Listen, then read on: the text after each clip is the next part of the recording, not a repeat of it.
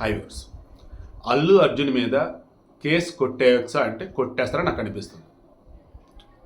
Culpable హోమ్సైడ్ అన్నట్టుగా create చేశారంటే ఓ రకంగా జరిగిన ఘటన చూసుకున్నా, నిన్న కోర్టులో గవర్నమెంట్ ప్లేడర్ చెప్తున్న విధానం చూస్తున్నా ఆల్మోస్ట్ అలాగే ఉంది.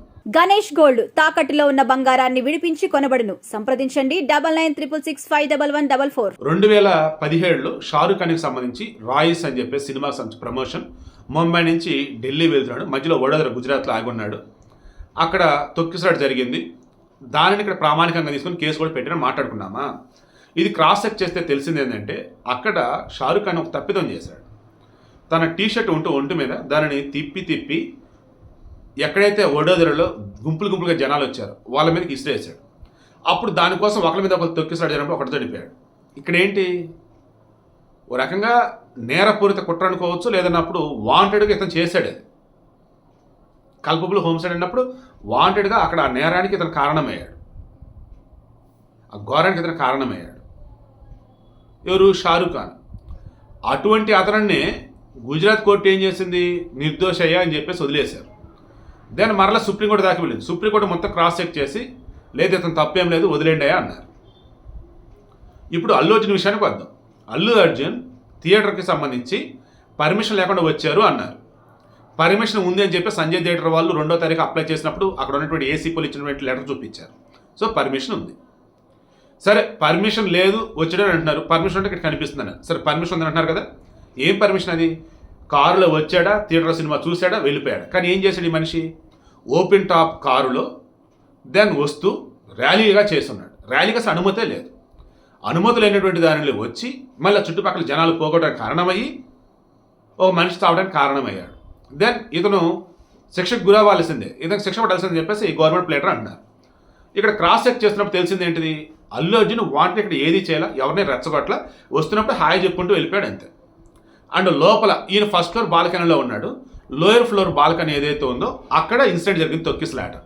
ఆయన ఎక్కడో పైన ఉన్నాడు, ఇన్సిడెంట్ జరిగింది కింద. దెన్ అతనికి సంబంధం లేదు. అండ్ అక్కడ ఇటువంటి ఆయుధాలు ఇటువంటి కూడా ఏమీ వాడాల.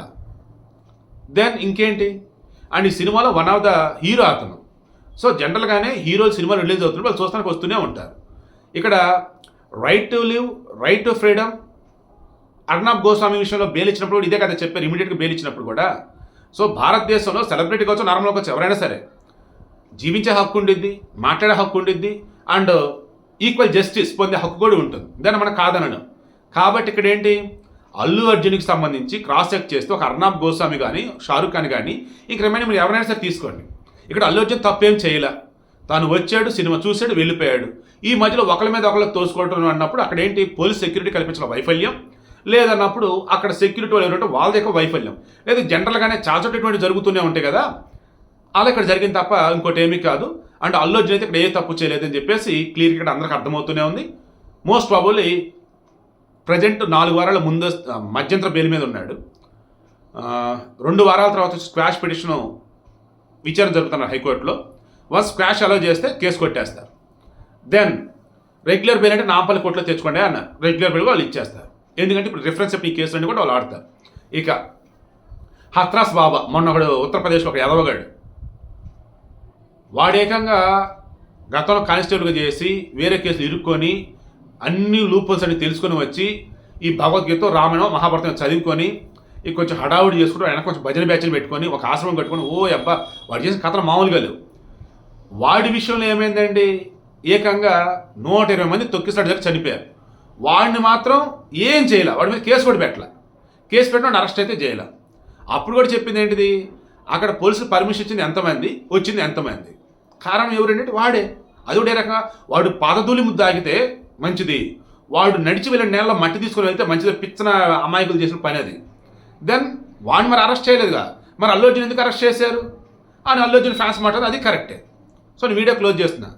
డే 1 నుంచి కూడా నేను మాట్లాడుతున్నప్పుడు ఏంటి మాట్లాడుతున్నాను, అల్లు అర్జున్ ఇన్సిడెంట్ జరగగానే అతను రెస్పాండ్ అయినటువంటి విధానం ఏదైతే ఉందో అది అతను కాపాడేది. బట్ అతను రెస్పాండ్ కాలా. చనిపోయిన పట్ల సంఘీభావం తెలిపింది లేదు, సంతాపం తెలిపిందిరా. ఆసుపత్రి ఉన్న బాబు గురించి మొత్తం మాదే బాధ్యత అని చెప్పిందిరా. భార్య చనిపోయి బిడ్డ ఆసుపత్రిలో అల్లలాడిపోతాడంటే ఆ భర్త భాస్కర్కి ధైర్యం ఇచ్చిందిరా.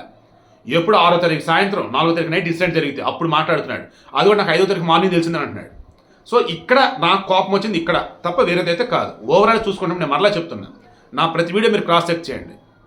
నేను ధర్మానికి కట్టుబడి ఉన్నా, ఎథిక్స్నే ఫాలో అవుతా. అల్లు అర్జున్ విషయంలో నాకు ఇటువంటి కోపం ద్వేషం ఏమీ లేవు. కష్టపడి పైకి వచ్చాడు, మన నేషనల్ అవార్డు కూడా కొట్టాడు, పుష్ప 2 రికార్డులు బ్రేక్ చేస్తున్నాడు. సో ఇప్పుడు నేను కోరుకుంటున్నది ఏంటి, న్యాయం జరగాల అండ్ దోషికి శిక్ష పడాలా. ఇక్కడ మొత్తం క్రాస్ చెక్ చేస్తా పోతా అంటే నెగ్లిజెన్స్ కనిపిస్తుంది తప్ప నిర్లక్ష్యం కనిపిస్తుంది. ఆ నిర్లక్ష్యంలో క్లియర్గా పోలీసులు కనిపిస్తుంది. సో ఈ కేసు ఖచ్చితంగా కొట్టేస్తారు. ఇక మీదట ఎవరైనా సెలబ్రిటీ వచ్చినప్పుడు సెక్యూరిటీ ఫుల్ టైట్ చేస్తారు అండ్ ఓపెన్ టాప్లు కారుల్లో ర్యాలీలు చేయనీయకుండా ఖచ్చితంగా సింపుల్గా వచ్చామా వెళ్ళామన్నట్టు ఉండాలి. ఆ వేళనే త్వరలో రూల్స్ కూడా రావస్తాయి నాకైతే అనిపిస్తూ ఉంది. అల్లు అర్జున్ మాత్రం ఖచ్చితంగా ఈ కేసు నుంచి బయటపడతారు, త్వరలో కేసు కూడా కొట్టేస్తారు, నో డౌట్.